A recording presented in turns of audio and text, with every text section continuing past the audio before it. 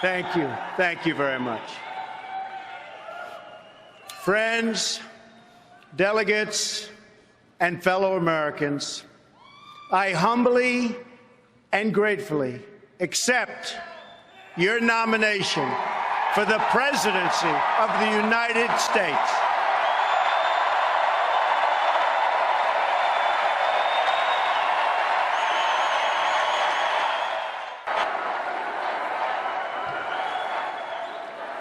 Who would have believed that when we started this journey on June 16th last year, we, and I say we, because we are a team, would have received almost 14 million votes, the most in the history of the Republican Party, and that the Republican Party would get 60% more votes than it received 8 years ago. Who would have believed this? Who would have believed this? The Democrats, on the other hand, received 20% fewer votes than they got 4 years ago. Not so good, not so good. Together, we will lead our party back to the White House, and we will lead our country back to safety, prosperity, and peace.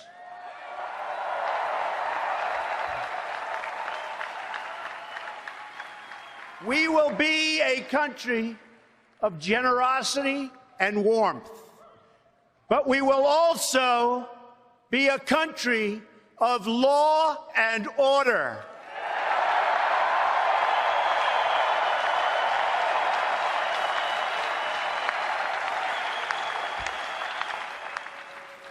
Americans watching this address tonight have seen the recent images of violence in our streets and the chaos in our communities.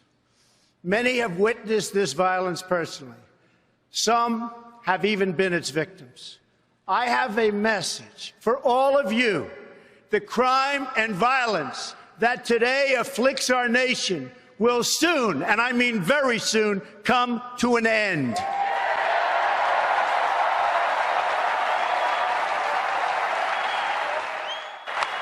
The most basic duty of government is to defend the lives of its own citizens. Any government that fails to do so is a government unworthy to lead. It is finally time for a straightforward assessment of the state of our nation. I will present the facts plainly and honestly.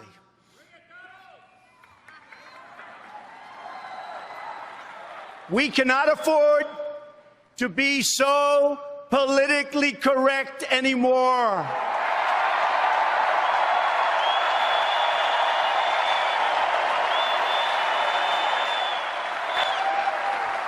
So if you want to hear the corporate spin, the carefully crafted lies, and the media myths, the Democrats are holding their convention next week. Go there.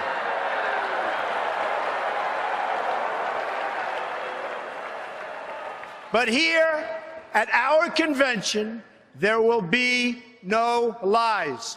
We will honor the American people with the truth and nothing else.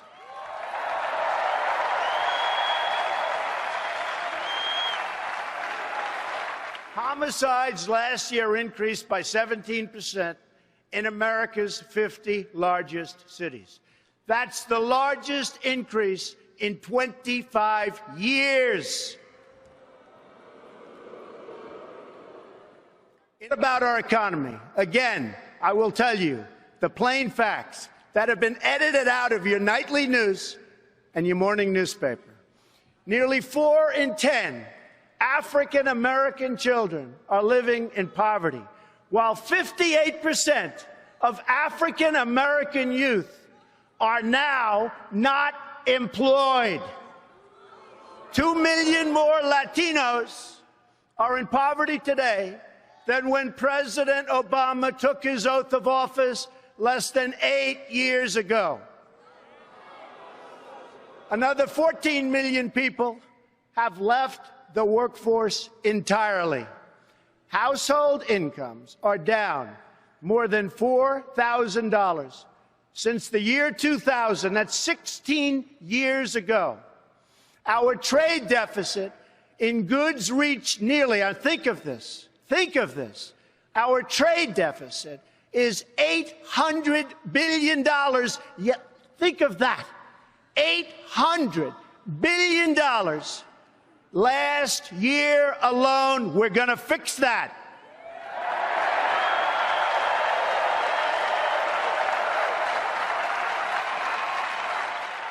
The budget is no better. President Obama has almost doubled our national debt to more than $19 trillion and growing. And yet, what do we have to show for it? Our roads and bridges are falling apart. Our airports are third world condition.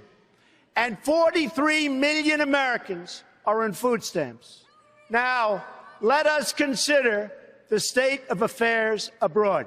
Not only have our citizens endured domestic disaster, but they've lived through one international humiliation after another, one after another.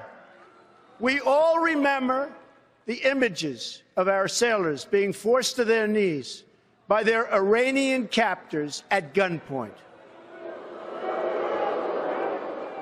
This was just prior to the signing of the Iran deal, which gave back to Iran $150 billion and gave us absolutely nothing. It will go down in history as one of the worst deals ever negotiated. Another humiliation came when President Obama drew a red line in Syria, and the whole world knew it meant absolutely nothing. In Libya, our consulate, the symbol of American prestige around the globe, was brought down in flames. America is far less safe, and the world is far less stable than when Obama made the decision to put Hillary Clinton in charge of America's foreign policy.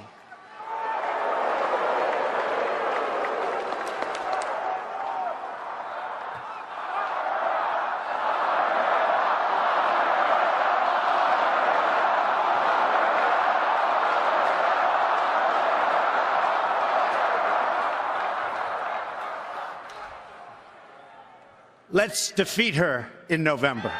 Okay?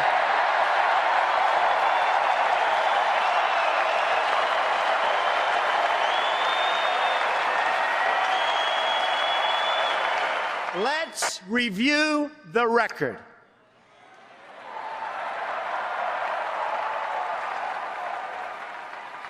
In 2009, pre-Hillary, ISIS was not even on the map. Libya was stable. Egypt was peaceful. Iraq was seeing, and really a big reduction in violence. Iran was being choked by sanctions. Syria was somewhat under control. After 4 years of Hillary Clinton, what do we have? ISIS has spread across the region and the entire world. Libya is in ruins, and our ambassador and his staff were left helpless to die at the hands of savage killers. Egypt was turned over to the radical Muslim Brotherhood, forcing the military to retake control.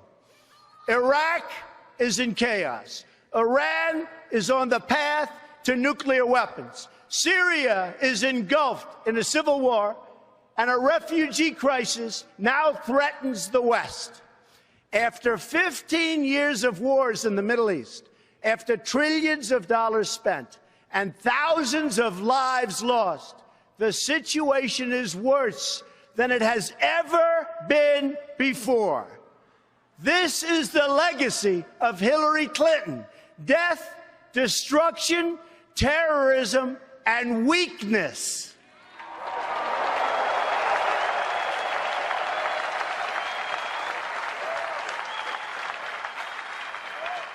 But Hillary Clinton's legacy does not have to be America's legacy.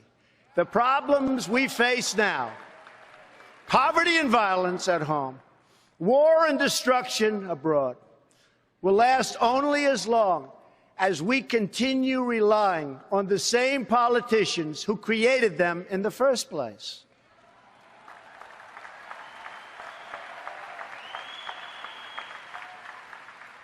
A change in leadership is required to produce a change in outcomes.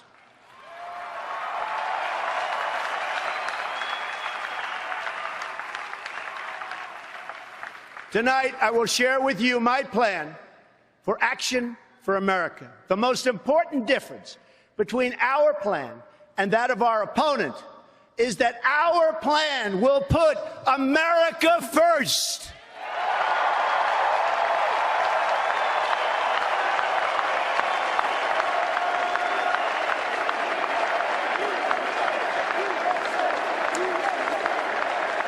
Americanism, not globalism, will be our credo as long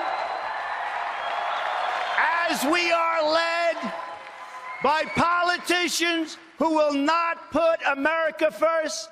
Then we can be assured that other nations will not treat America with respect, the respect that we deserve.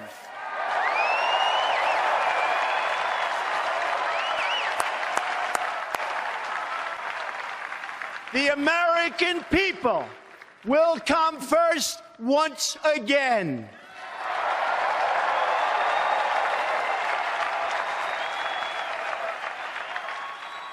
My plan will begin with safety at home, which means safe neighborhoods, secure borders, and protection from terrorism.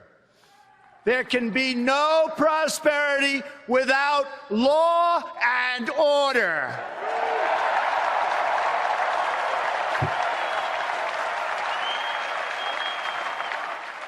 On the economy, I will outline reforms to add millions of new jobs and trillions in new wealth that can be used to rebuild America.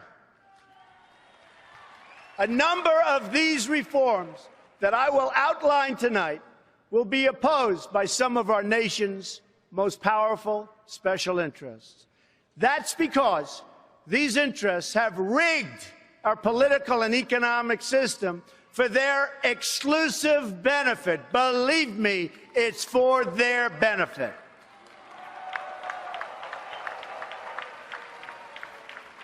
Big business, elite media, and major donors are lining up behind the campaign of my opponent because they know she will keep our rigged system in place. They are throwing money at her because they have total control over every single thing she does. She is their puppet, and they pull the strings.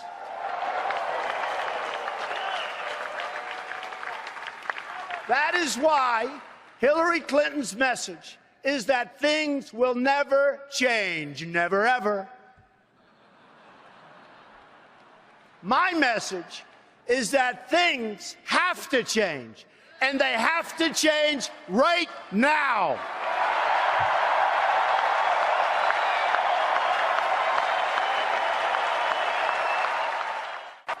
Every day, I wake up determined to deliver a better life for the people all across this nation that have been ignored, neglected, and abandoned.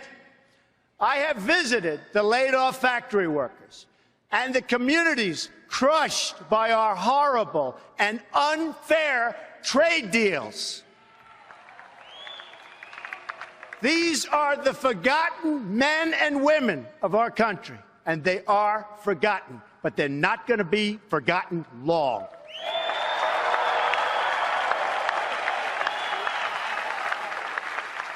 These are people who work hard, but no longer have a voice. I am your voice.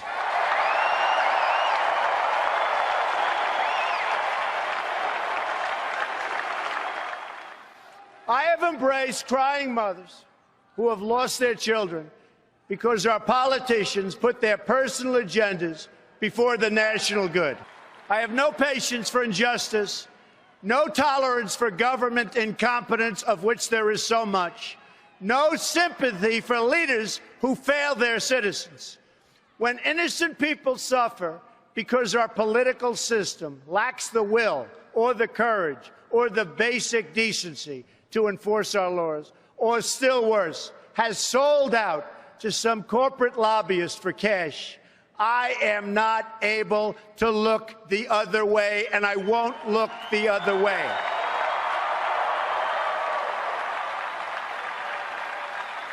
And when a Secretary of State illegally stores her emails on a private server, deletes 33,000 of them so the authorities can't see her crime, puts our country at risk, lies about it in every different form, and faces no consequence, I know that corruption has reached a level like never, ever before in our country.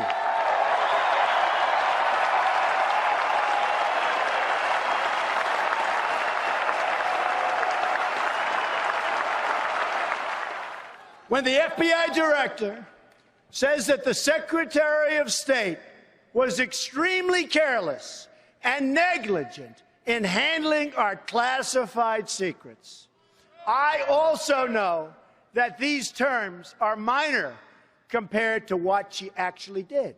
They were just used to save her from facing justice for her terrible, terrible crimes.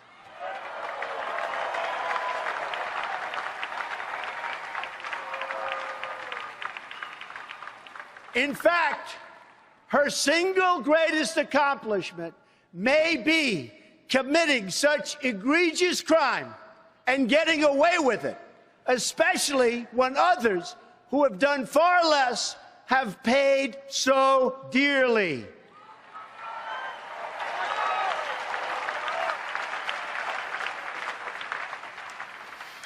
When that same Secretary of State rakes in millions and millions of dollars trading access and favors to special interests and foreign powers, I know the time for action has come.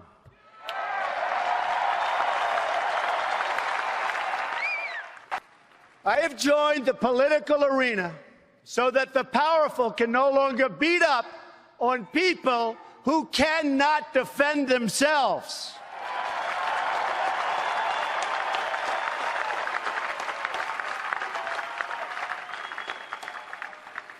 Nobody knows the system better than me.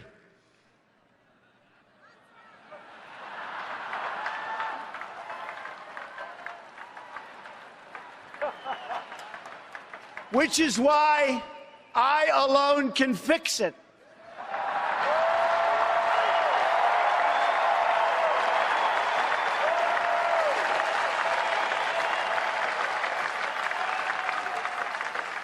I have seen firsthand how the system is rigged against our citizens, just like it was rigged against Bernie Sanders. He never had a chance. Never had a chance. But his supporters will join our movement because we will fix his biggest single issue, trade deals that strip our country of its jobs and strip us of our wealth as a country.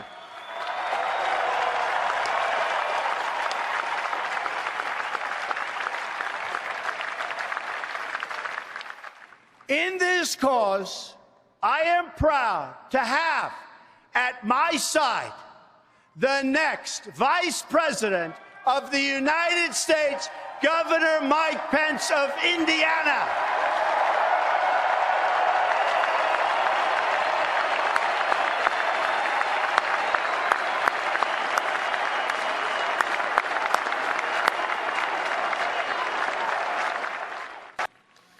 The irresponsible rhetoric of our president, who has used the pulpit of the presidency to divide us by race and color, has made America a more dangerous environment than, frankly, I have ever seen and anybody in this room has ever watched or seen. This administration has failed America's inner cities. It's failed them on education. It's failed them on jobs. It's failed them in crime. It's failed them in every way and on every single level. When I am president, I will work to ensure that all of our kids are treated equally and protected equally. To make life safe for all of our citizens, we must also address the growing threats we face from outside the country. We are going to defeat the barbarians of ISIS, and we're going to defeat them fast.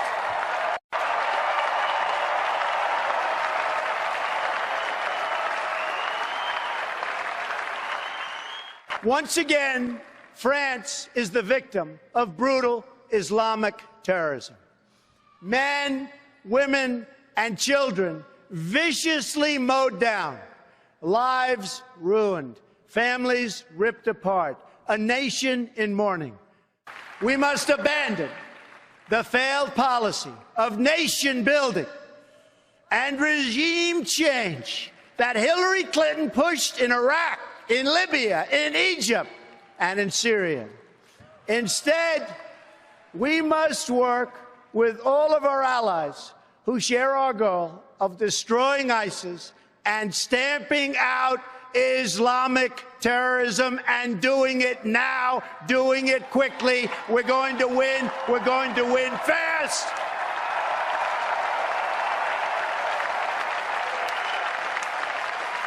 My opponent has called for a radical 550% increase in Syrian. Think of this. Think of this. This is not believable, but this is what's happening.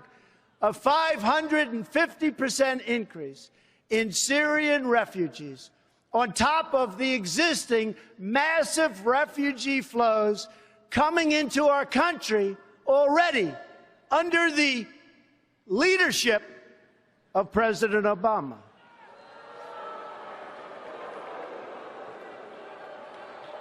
She proposes this despite the fact that there's no way to screen these refugees in order to find out who they are or where they come from.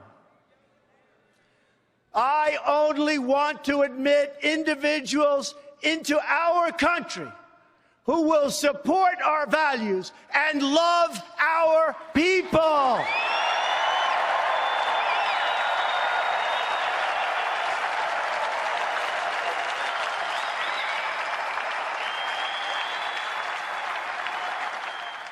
We are going to build a great border wall to stop illegal immigration, to stop the gangs and the violence, and to stop the drugs from pouring into our communities.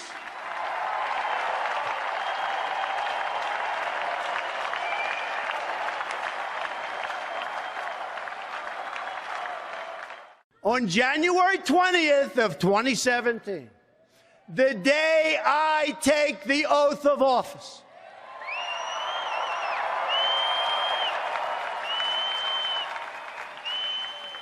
Americans will finally wake up in a country where the laws of the United States are enforced. My plan is the exact opposite of the radical and dangerous immigration policy of Hillary Clinton. Americans want relief from uncontrolled immigration, which is what we have now.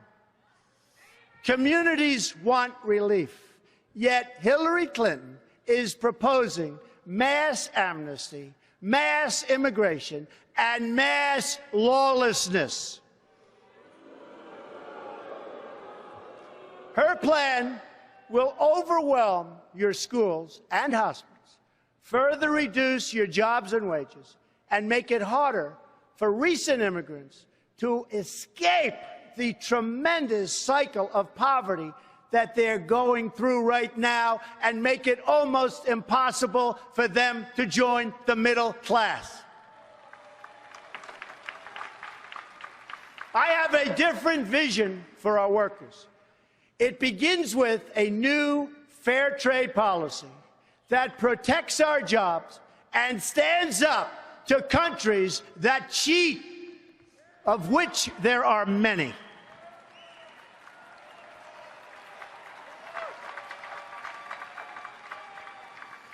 It's been a signature message of my campaign from day one, and it will be a signature feature of my presidency from the moment I take the oath of office.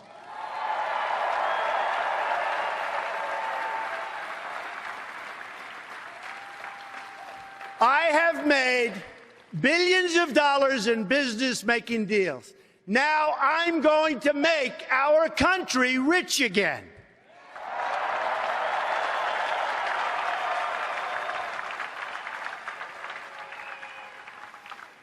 Using the greatest business people in the world, which our country has, I am going to turn our bad trade agreements into great trade agreements.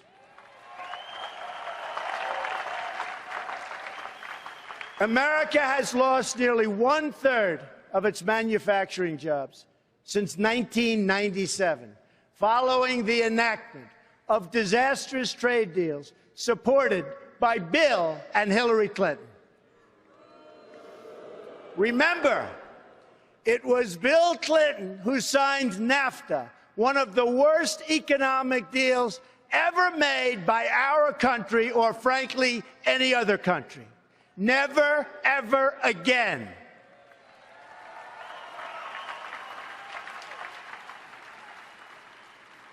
I am going to bring back our jobs to Ohio and Pennsylvania and New York and Michigan and all of America.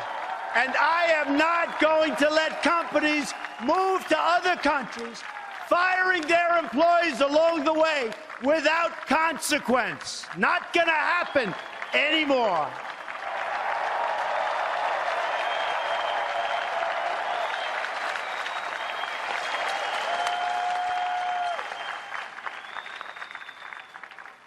My opponent, on the other hand, has supported virtually every trade agreement that has been destroying our middle class.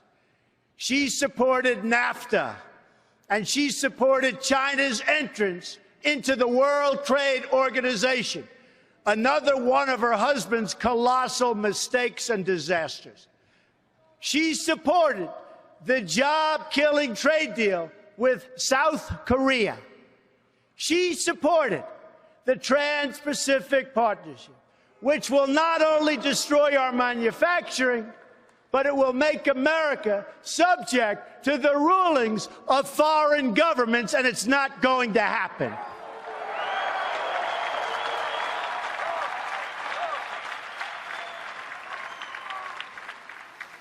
I pledge to never sign any trade agreement that hurts our workers or that diminishes our freedom and our independence. We will never, ever sign bad trade deals. America first. Again, America first.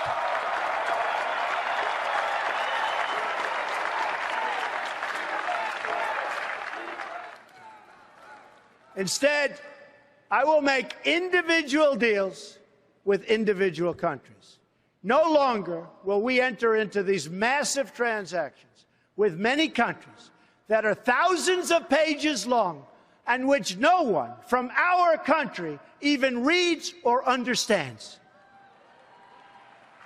Our country is going to start building and making things again.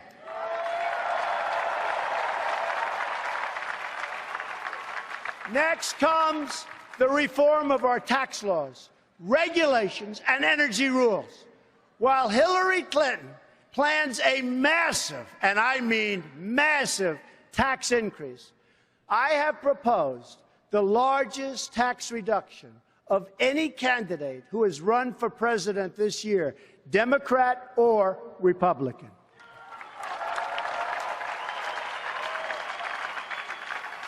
Middle-income Americans and businesses will experience profound relief, and taxes will be greatly simplified for everyone. I mean everyone.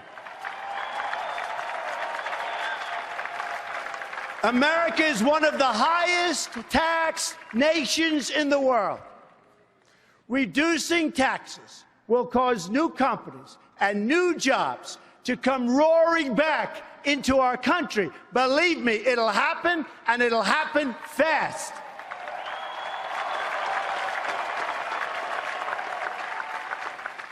Then we're going to deal with the issue of regulation, one of the greatest job killers of them all. Excessive regulation is costing our country as much as $2 trillion a year, and we will end it very, very quickly.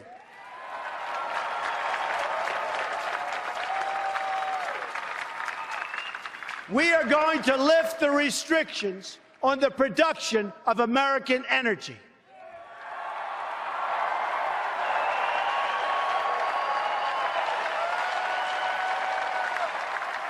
This will produce more than $20 trillion in job-creating economic activity over the next 4 decades. My opponent, on the other hand, wants to put the great miners and the great steelworkers of our country out of work and out of business. That will never happen with Donald J. Trump as president. Our steelworkers and our miners are going back to work again.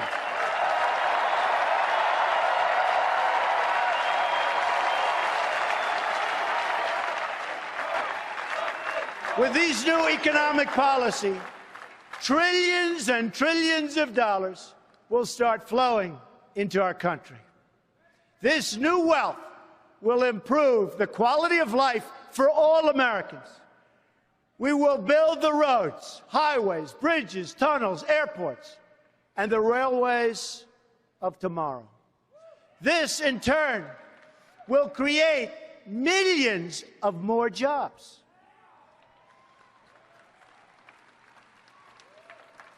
We will rescue kids from failing schools by helping their parents send them to a safe school of their choice.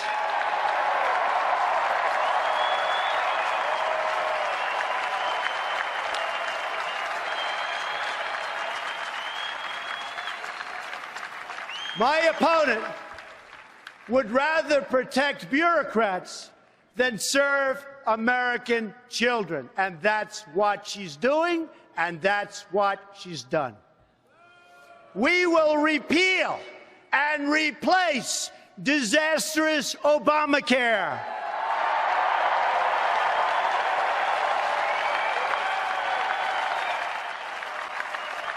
You will be able to choose your own doctor again.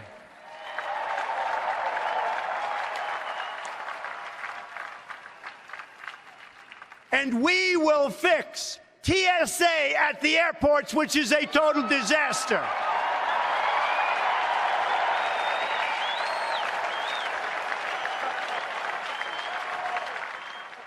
We will take care of our great veterans like they have never been taken care of before.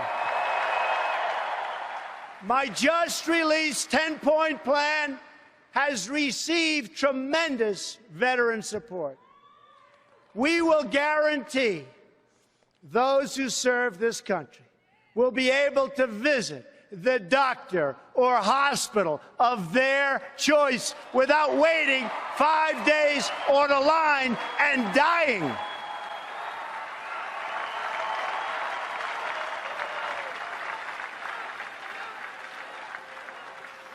My opponent dismissed the VA scandal. One more sign of how out of touch she really is.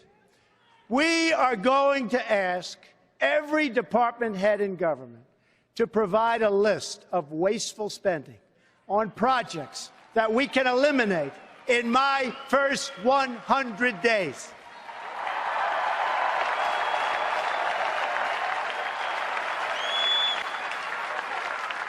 The politicians have talked about this for years, but I'm going to do it.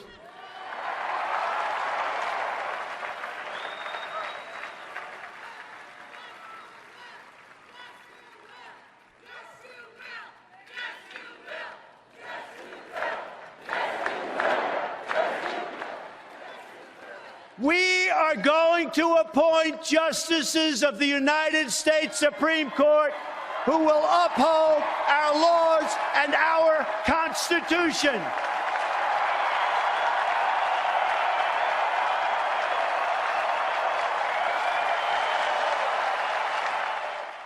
My opponent wants to essentially abolish the Second Amendment.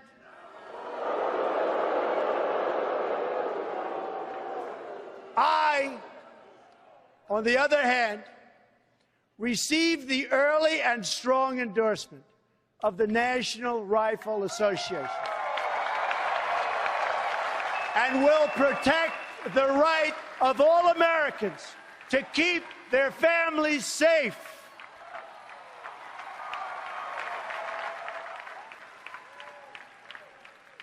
At this moment, I would like to thank the evangelical and religious community, because I'll tell you what, the support that they've given me, and I'm not sure I totally deserve it, has been so amazing and has had such a big reason for me being here tonight. True, so true.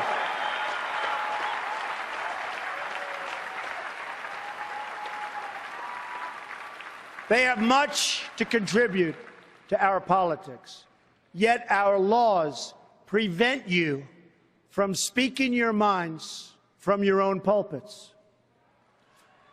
An amendment pushed by Lyndon Johnson many years ago threatens religious institutions with a loss of their tax-exempt status if they openly advocate their political views. Their voice has been taken away. I am going to work very hard to repeal that language and to protect free speech for all Americans.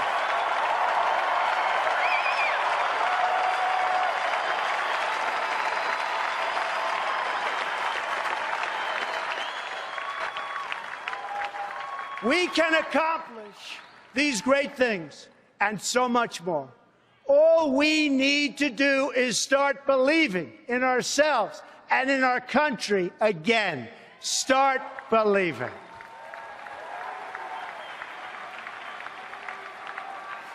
It is time to show the whole world that America is back, bigger and better and stronger than ever before.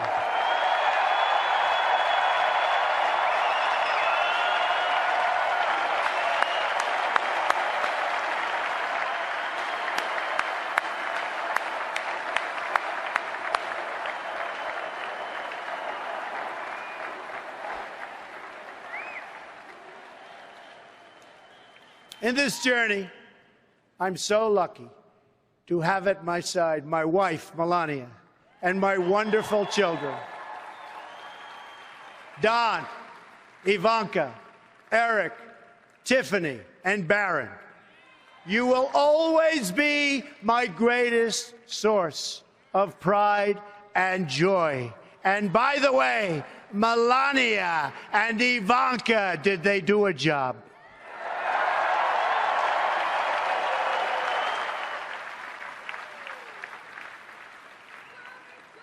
My dad, Fred Trump, was the smartest and hardest working man I ever knew.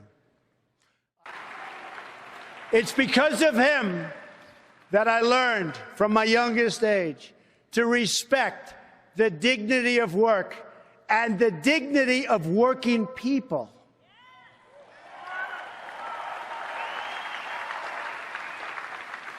He was a guy most comfortable in the company of bricklayers and carpenters and electricians. And I have a lot of that in me also. I love those people.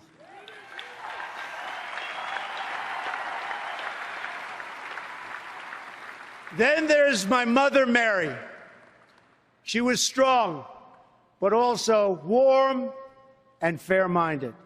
She was a truly great mother. She was also one of the most honest and charitable people that I have ever known, and a great, great judge of character. She could pick them out from anywhere. To my sisters, Mary Ann and Elizabeth, my brother, Robert, and my late brother, Fred, I will always give you my love. You are most special to me.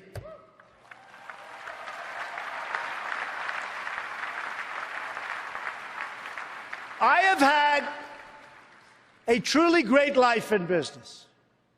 But now, my sole and exclusive mission is to go to work for our country, to go to work for you. It's time to deliver a victory for the American people. We don't win anymore, but we are going to start winning again.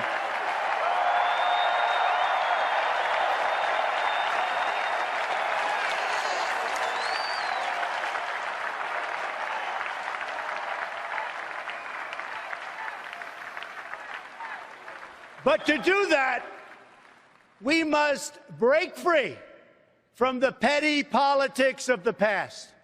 America is a nation of believers, dreamers, and strivers that is being led by a group of censors, critics, and cynics.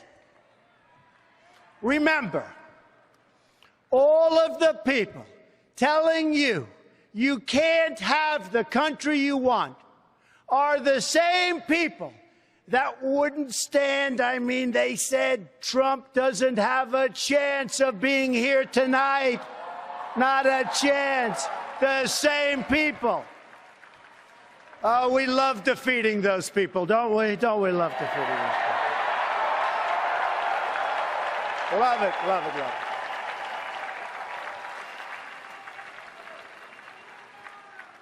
No longer can we rely on those same people in the media and politics who will say anything to keep our rigged system in place. Instead, we must choose to believe in America. History is watching us now. We don't have much time, but history is watching. It's waiting to see if we will rise to the occasion and if we will show the whole world that America is still free and independent and strong.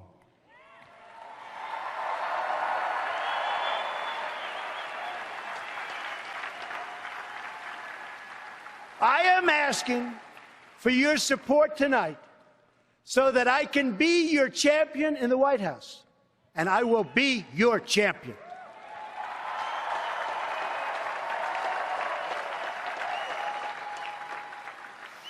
My opponent asks her supporters to recite a 3-word loyalty pledge.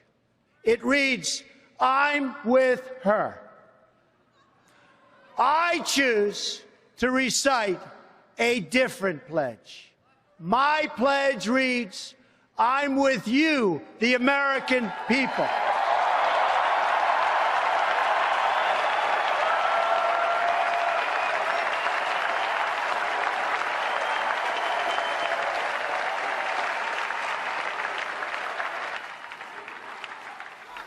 I am your voice.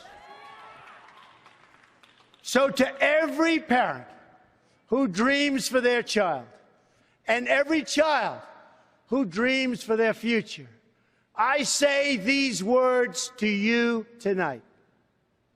I am with you, I will fight for you, and I will win for you.